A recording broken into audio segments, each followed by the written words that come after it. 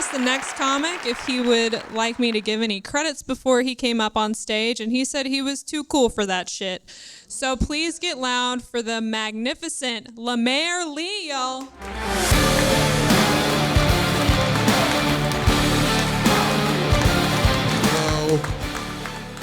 I didn't say too cool.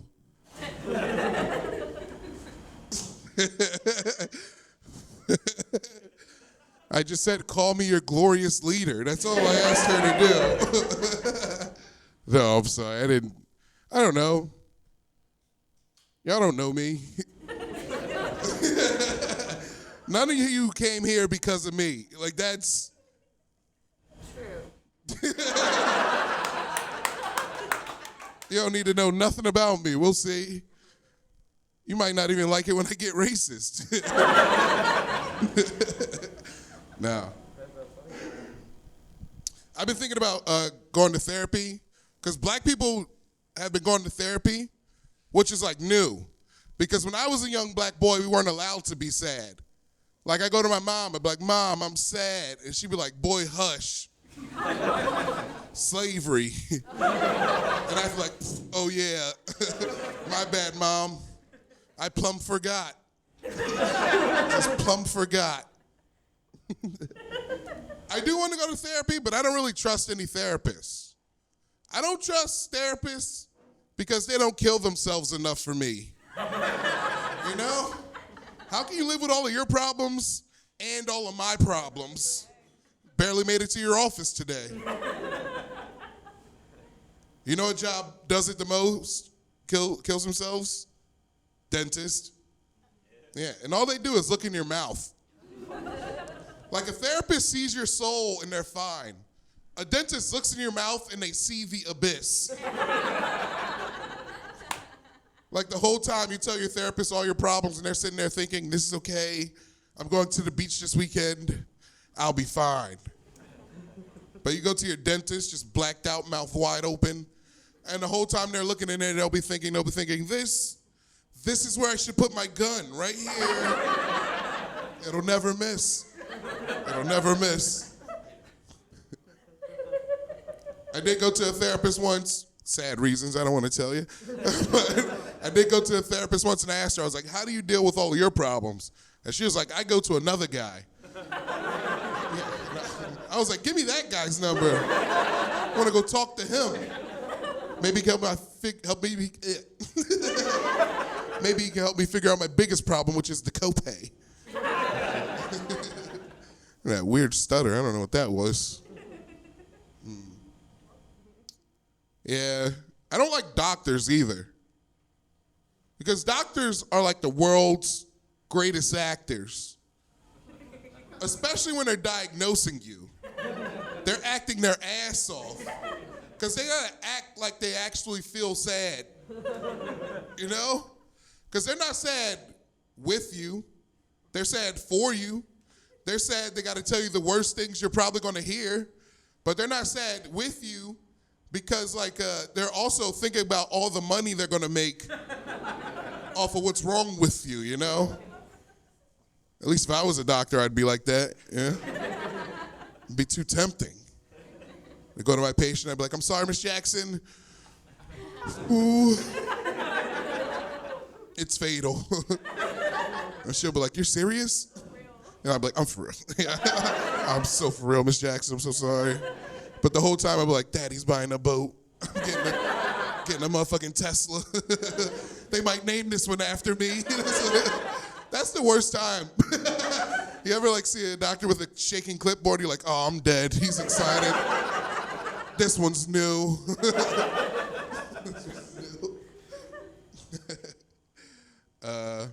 I think I don't like the doctors because I'm fat.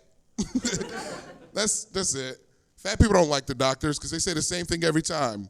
For me, at least when I go to the doctors, they say the same thing every time. They're always like, blah, blah, blah, diabetes.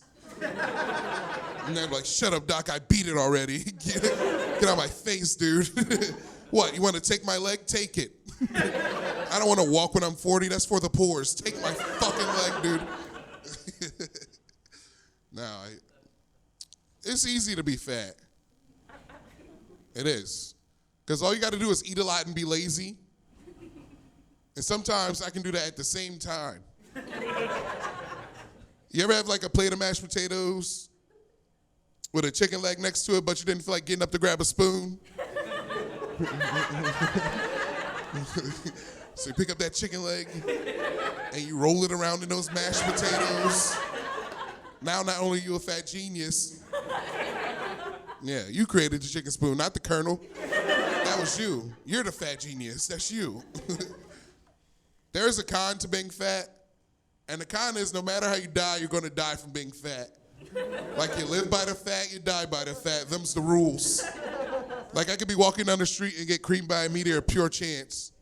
Someone down the street would be like, did you see that fat guy? He was walking down the street and his gravitational pull pulled a meteor from outer space, just murdered him. Turned him to a pink mist.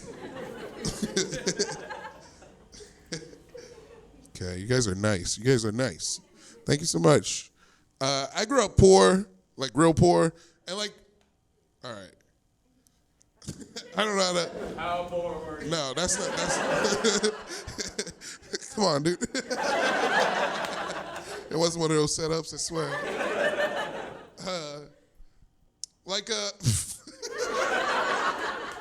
We were so poor that there was a time, I remember my mother, my brother, and I, we used to share a bed. Like we were living like the old people from Willy Wonka. This is like, I don't know how to say this yet, but like when you're like poor and black, your friends just die. I don't know how to like, I don't know. You know how like white kids' best friends die from drunk driving in high school? That's what it's like being poor and black, but with gun violence. So the other day I got to go to a funeral and like, I just had one, it was kind of impressive because I was like, yo, black funerals are kind of like sad talent shows. Like, you know, you go there, you're like, damn, I didn't know Auntie could sing like that. This lady's an angel. Too bad it was her son.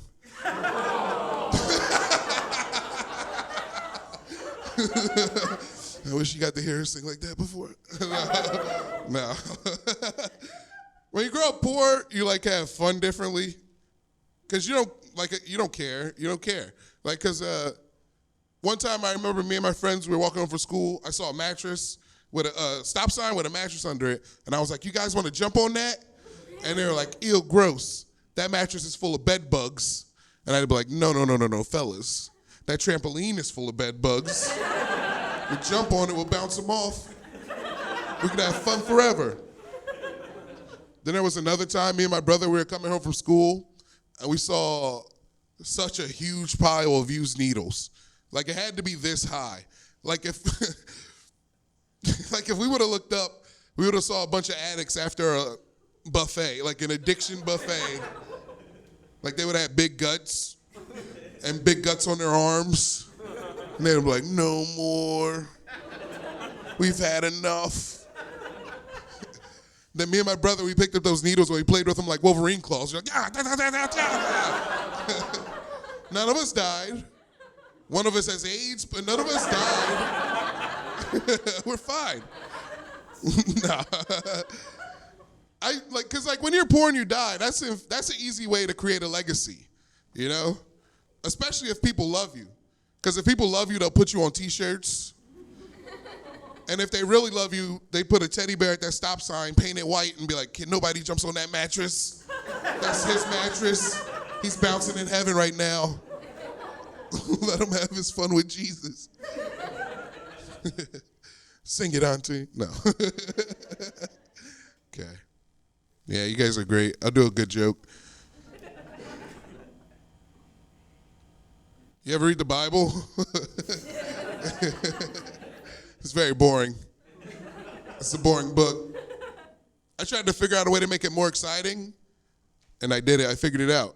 You got to read it with an African accent because that's where they wrote it. You know, they wrote it in Africa. And you got to give me 1 second. I've been smoking weed all day. And to get into my Africa voice, I have to quote my favorite YouTube video. So please give me 1 second. Why are you gay? Why are you gay? All right, I got it.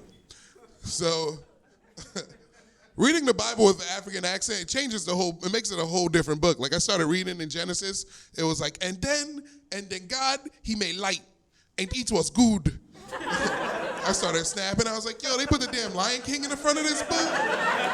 This thing's crazy. It's ridiculous. I kept reading, got the Adam and Eve story, which is like the most relatable story of all time, right? Because who hasn't wanted to kick their roommate out because they ate their food? That's literally all that happened. God even he was like, Adam, don't eat my apple. My name's on it. I want it after work. Then God comes home, his apple's gone, he's pissed. He looks at him in his eyes, he's like, Adam, you and your bitch need to get out of heaven. You guys are exiled to earth with an F. Earth. Just like Will Smith, earth. Take your snake, get out of here. All right, thank you guys, that's my time. Mr. Lee, wow, teaching us how reading the Bible can be fun, right?